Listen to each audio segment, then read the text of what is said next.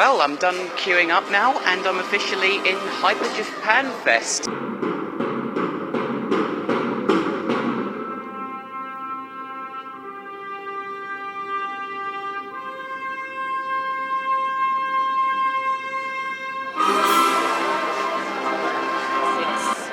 It's Saturday the 15th of July, P2017, and once again, I am at Hyper Japan Fest.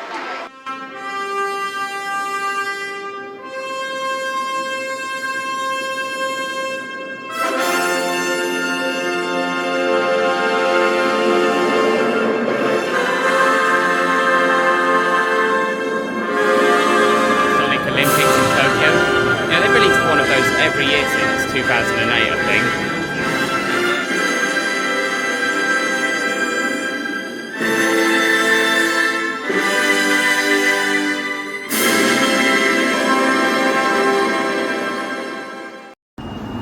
Hi everyone, this is George Harvey, also known as GeoStar7. It's Sunday the 23rd of July 2023, and I am at Hyper Japan Fest.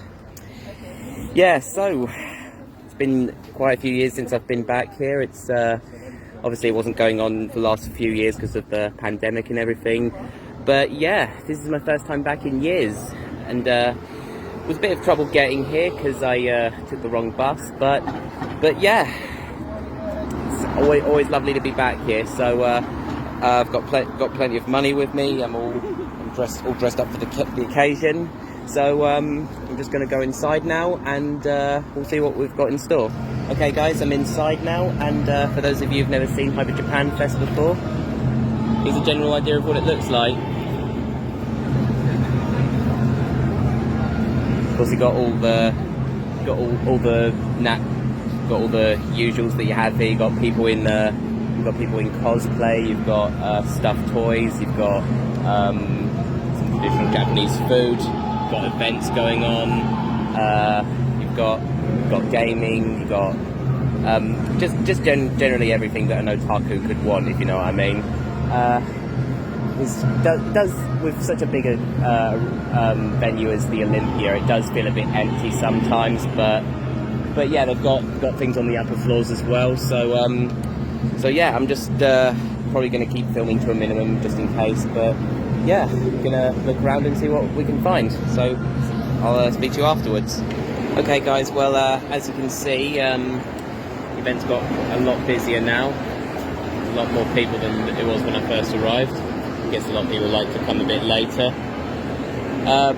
But yeah, anyway, I've been here for about 3 hours now. I think I've looked at all I've really wanted to look at. I've got to be honest, some things, like, it didn't feel like there was as much here as I was hoping, if I'm being honest. Like, most of the stands are really just copies of the same thing. Like, they've got artwork, they've got buttons and various other things. And although you do find quite a few interesting ones as well, like, it's not just not just specifically Japanese things you find here. Like I saw a stand that was that had some My Little Pony merchandise and Doki Doki Literature Club, even though they're not specifically Japanese, but yeah, they do like to show off what's popular, and yeah, so yeah, like I say, I've been here for 3 hours now.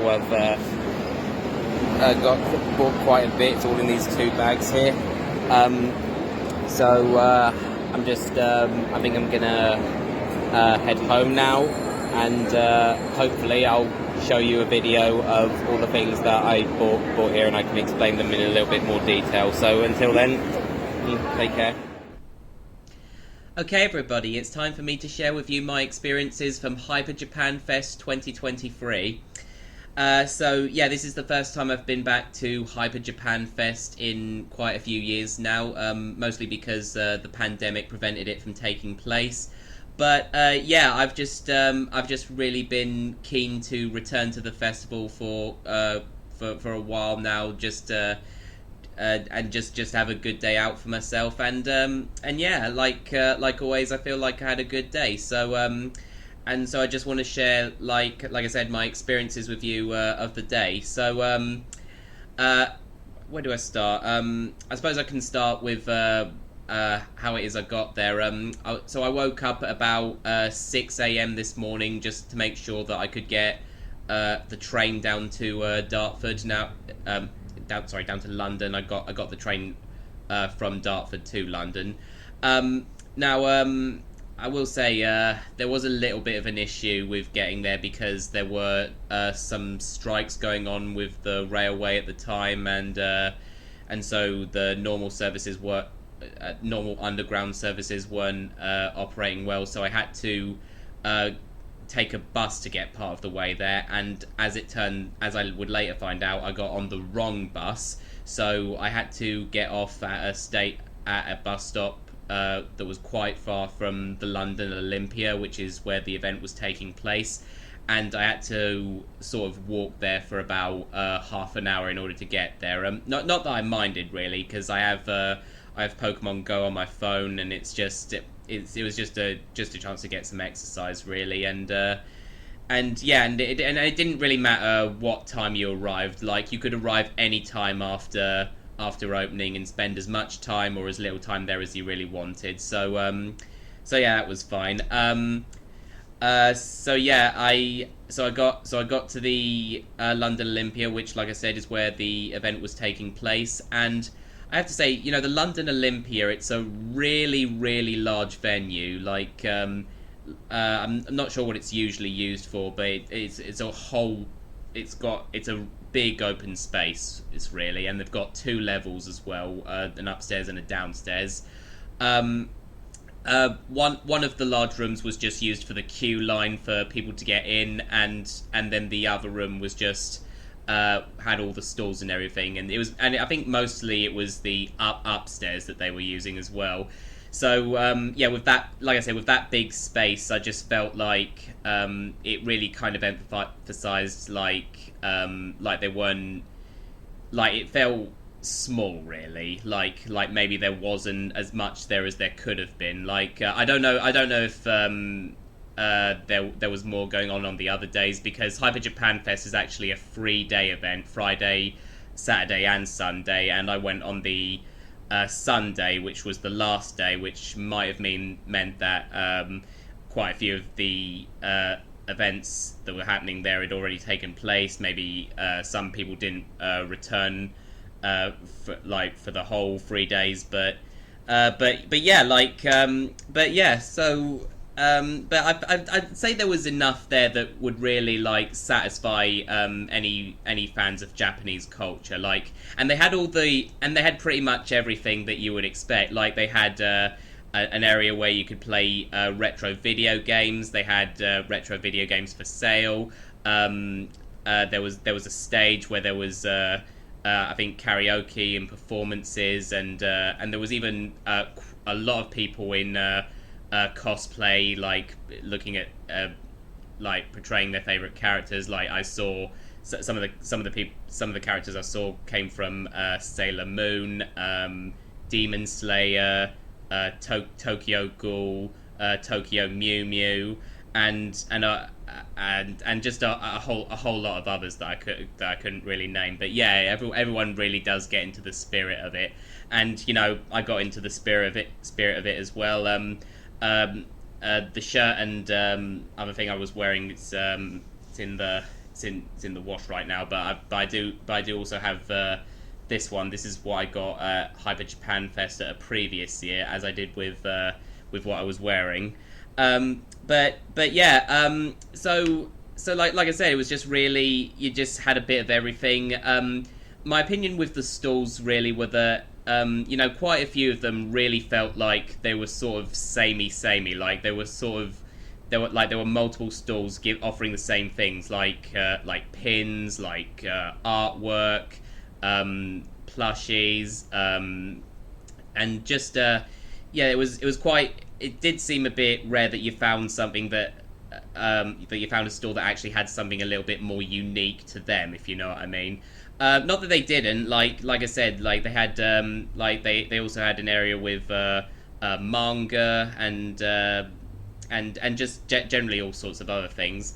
I will say I was a little bit disappointed that I wasn't able to find quite a few things I was hoping to find, like maybe merchandise from perhaps a specific anime that I wanted to own, or but anyway, there's just there were some things that I was hoping to be there that actually wasn't.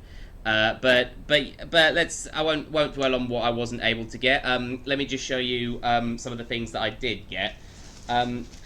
So one of the things I got was let me just get this out. Was this little Pikachu cushion? Yeah, I remember one year I actually got an Eevee one of these. I've actually got it over here, and I think it's possible it was being sold by the same people who did it, because I actually saw this pattern pop up on some artwork that was framed, or some clothes that they were selling as well. But yeah, I thought, since I've got this Eevee one, I might as well get one that has the Pokemon's main mascot on it as well. So I think that was just a good thing to have. And let's have a look. I also Pokemon related is inside here. Let me just see if I can open this to show you. It's a bit delicate, this. I think this is... It's tied up as well. Very delicate. It's a little print that I got, and it shows all of the, it shows Eevee in the center and all of the little evolutions. So you got Leafeon, you got Sylveon, you got Glaceon, you got Espeon, Umbreon, Flareon, Jolteon, and Vaporeon. So yeah, I just thought that was just a nice little thing to have, because Eevee's sort of one of my favourite Pokemon now. I even have a plushie of it just somewhere, which I purchased as well, because I just like it, because I feel like Eevee's a Pokemon that's got a lot of potential with all of its evolutions, as they call them. So yeah, let's get into the other bag, and yeah, this next one that I got was is a character from Sword Art Online, which is actually what this shirt is based on. So let me see if I can get this out. So yeah, Sword Art Online is one of my favorite animes of all time, and I really enjoyed seasons 3 and 4, which is Alicization, and it actually features this character. Oh, got things going on. Oh, got a bit caught up. And yeah, it's got Alice Suberg, like from those two series.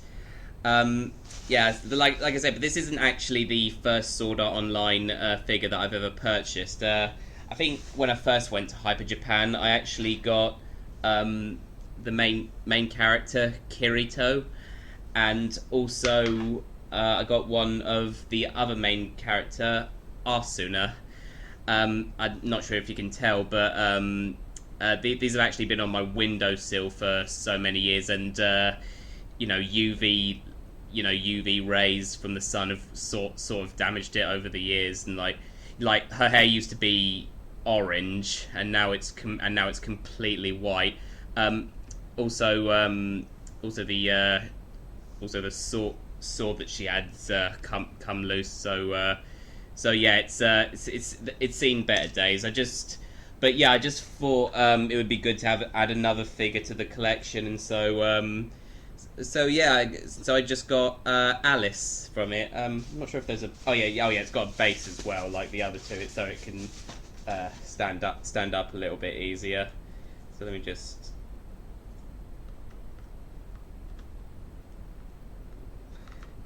It's a bit fiddly.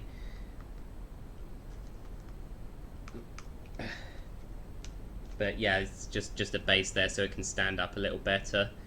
Yeah, and it was a good price too. I mean, I think when I got the Kirito and Asuna ones, they were like 30 or something. I only got this one for about £20, which I felt was a really good bargain.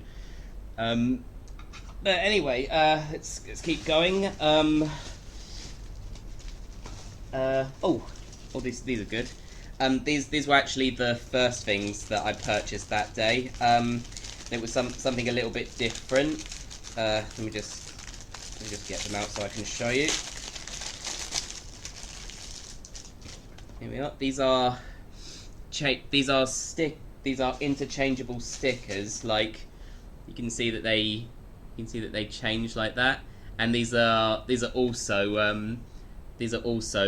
feature the evolutions, which I think is really good because and they're actually stick. As like I say, they're actually stickers, and the guy who was selling them said, you can put them on your laptop or even on your car as well. So I thought, wow, that sounds really good. So I think I'll do that, and I got a good deal for them as well. Like the three of them came at a good price, and so yeah, I just what can I say? I'm a real sucker for Eevee and its evolutions. What can I say? So let's have a look as well. Oh, here are some good ones. Oh god. Oh yeah. Very very quickly. I decided to get just this just one single Yu-Gi-Oh card because I collect Yu-Gi-Oh cards, and this is just one I hadn't had yet. It was a Fiend Sanctuary. But more on Yu-Gi-Oh in a little bit. But yeah, look.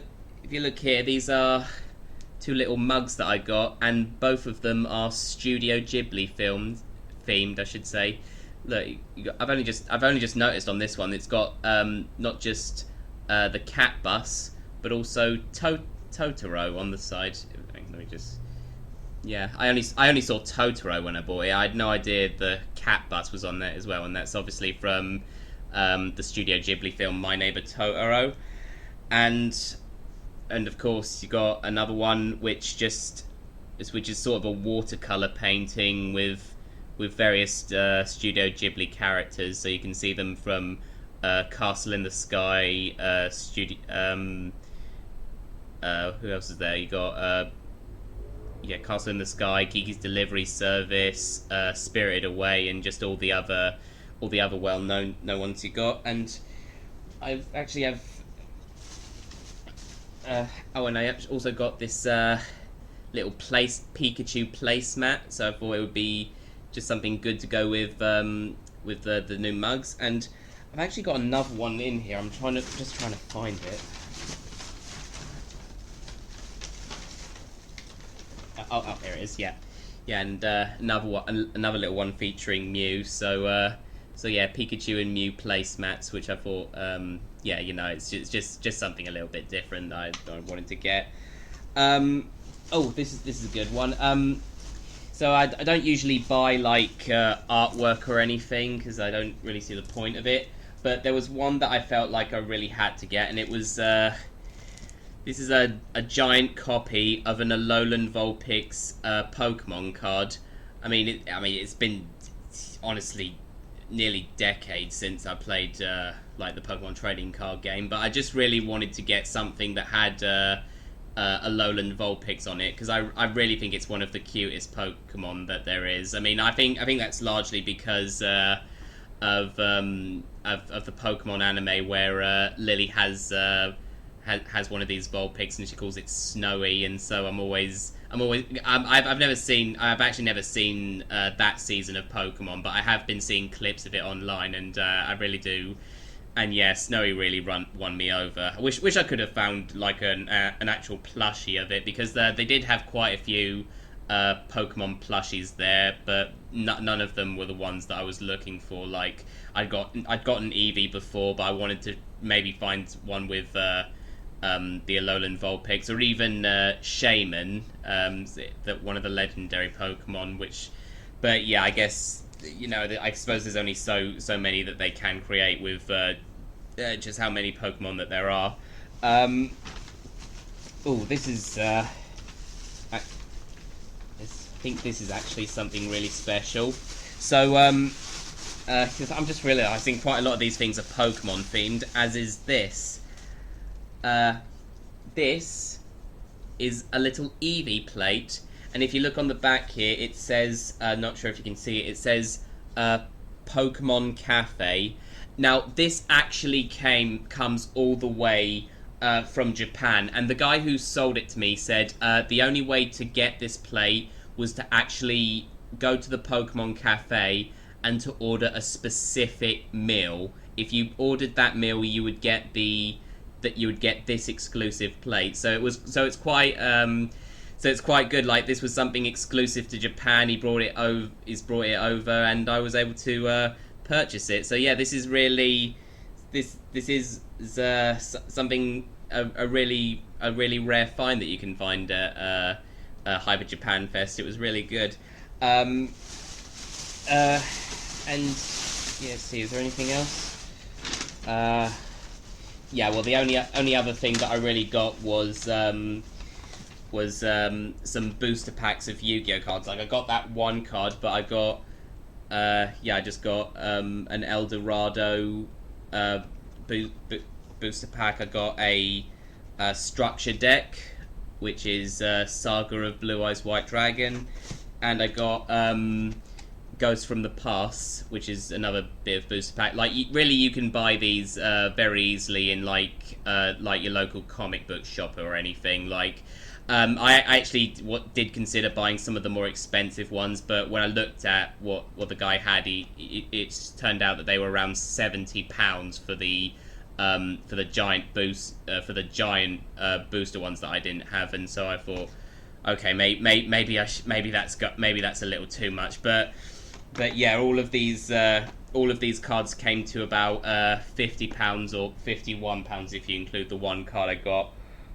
from someone else. But yeah, I've really just been collecting Yu-Gi-Oh cards. I've been collecting Yu-Gi-Oh cards all my life, as far back as I can remember. I think as far back as primary school, really. I do still try to buy some of these to really just see what treasures I can find. You know, if I actually this is what I'm seeing on is actually a sofa bed with a storage compartment. If I were to open this up, you would see a whole ton of DVDs and a whole ton of Yu-Gi-Oh cards and booster packs and everything, because I just really like that. And I've even recently I still take the cards that I have and build decks out of them. It's just something that I've never grown out of, and I just really enjoyed doing. So yeah, that's about it. That's all I really wanted to do with this video. I just wanted to share with you my experiences from Hyper Japan Fest this year, and what I was able to buy. And like I say, it was just a really great day out, because it has been a long time since I've been to Hyper Japan Fest, and I made sure to save quite a bit of money in order to do this, in order to go again. So I just want to say, so thanks for joining me for this video, and take care, guys.